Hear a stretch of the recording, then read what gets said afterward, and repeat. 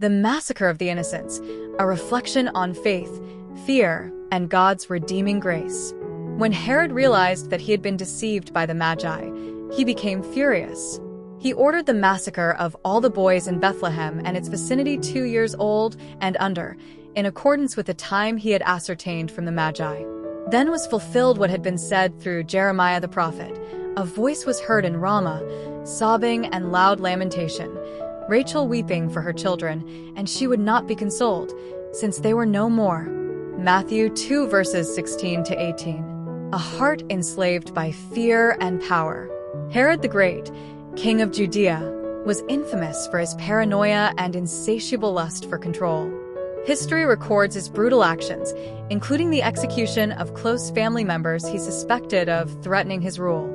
His reign was one of bloodshed, manipulation, and an unyielding grip on power.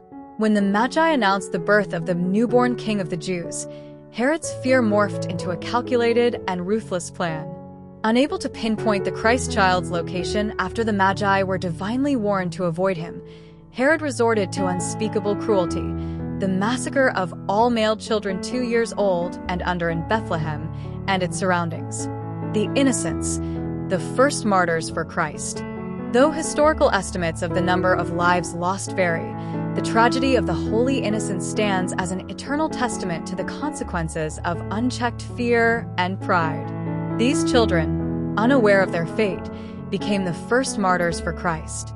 Saint Augustine profoundly observed, Herod kills many little children in his determination to bring about the death of just one.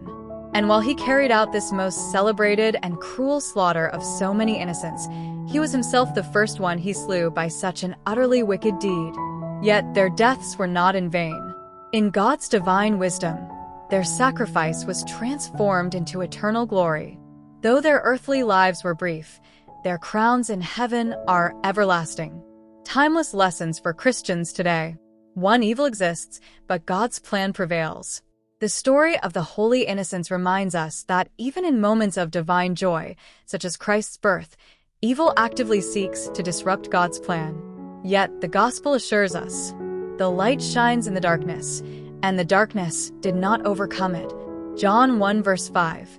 2. Suffering can be redemptive. Jesus' coming did not erase suffering, but gave it meaning. The holy innocents remind us that even our deepest sorrows can be transformed into avenues of God's grace. 3. Fear and pride lead to destruction. Herod's downfall was not political, but spiritual. His fear of losing control and his unwillingness to submit to God led to horrific consequences. As Christians, we are called to surrender our fears and pride, trusting in God's sovereignty. 4. Hope in the midst of despair. The lamentation of Rachel in Ramah echoes the profound sorrow of countless mothers throughout history. Yet, the message of Christmas assures us that God is present in our suffering, offering comfort and hope. A call to reflection. In moments of fear, suffering, or loss, let us look to the holy innocents. Their silent yet powerful witness calls us to trust in God's ultimate victory over evil and to find meaning in our struggles. Jesus' apparent defeat turned into his glorious triumph.